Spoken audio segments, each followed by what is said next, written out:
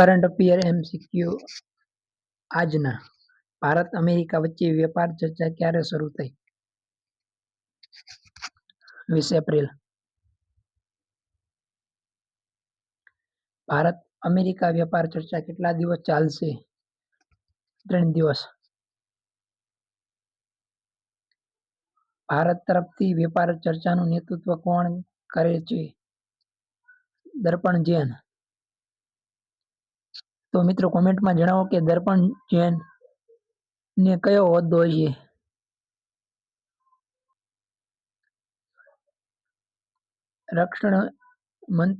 રક્ષા મંત્રી રાજનાથસિંહ કયા દેશની મુલાકાતે જશે? જર્મની.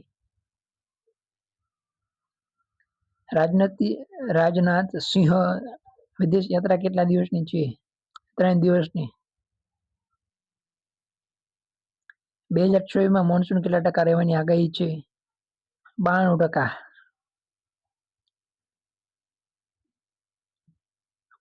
બે 2024માં ઓછા મોન્સૂનનું મુખ્ય કારણ શું છે? L Nino. માર્ચ 2024માં ભારતનો રિટેલ મોંઘવારી દર કેટલો હતો? 3.4%. ખાદ્ય મોંઘવારી કેટલા ટકા આસપાસ રહી? 3.87%. તમિલનાડુ ચૂંટણીમાં અરવિંદ કેજરીવાલ કોના માટે પ્રચાર કરશે? ડીએમકે.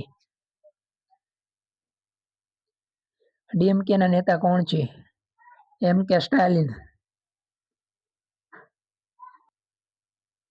મોન્સૂન ભારતના કૃષિ ક્ષેત્રમાં કેટલું પાણી પૂરું પાડે છે? 70%. ભારતની અર્થવ્યવસ્થાનો અંદાજિત કદ કેટલો છે? $4 ટ્રિલિયન. મોંઘવારી પર સૌથી મોટો અસરકારક ઘટક કયો છે? પશ્ચિમ એશિયા પરિસ્થિતિ, જે હાલમાં યુદ્ધ ચાલુ છે. ભારત અમેરિકા ચર્ચાનો મુખ્ય ઉદ્દેશ્ય શું છે? વેપાર કરાર. ભારતીય પ્રતિનિધિ મંડળ ક્યાં જશે? Washington DC. મોન્સૂન ઓછો હોય તો કયા ક્ષેત્ર પર અસર પડે? કૃષિ ક્ષેત્ર. 2024માં મોંઘવારીનો અંદાજ કેટલો હોઈ શકે? 4.9%. ભારત અમેરિકા સંબંધો કયા ક્ષેત્રમાં મજબૂત થાય છે? વેપાર ક્ષેત્ર. રાજનાથ સિંહની મુલાકાતનો ઉદ્દેશ્ય શું છે? રક્ષણ સહકાર. એલ નીનોનો અસર શું છે?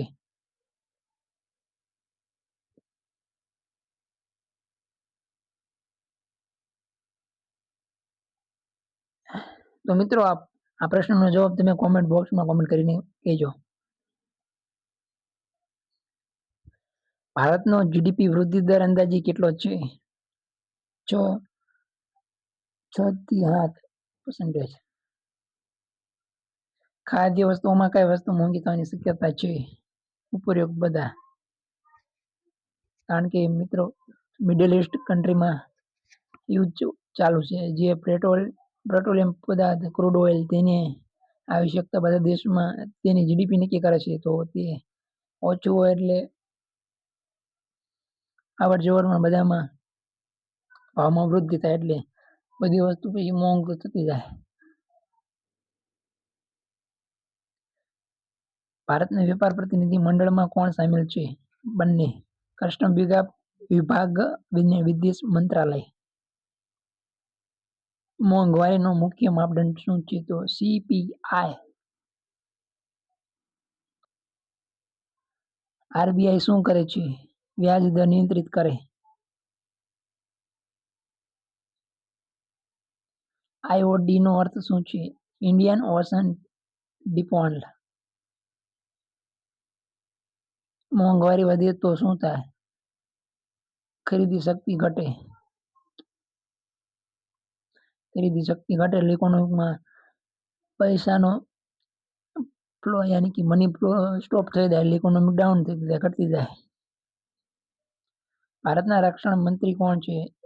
રાજનાથસિંહ, ભારતના રક્ષા મંત્રી. ભારતની અર્થવ્યવસ્થામાં કૃષિનું મહત્વ કેમ છે? રોજગાર, ખાદ્ય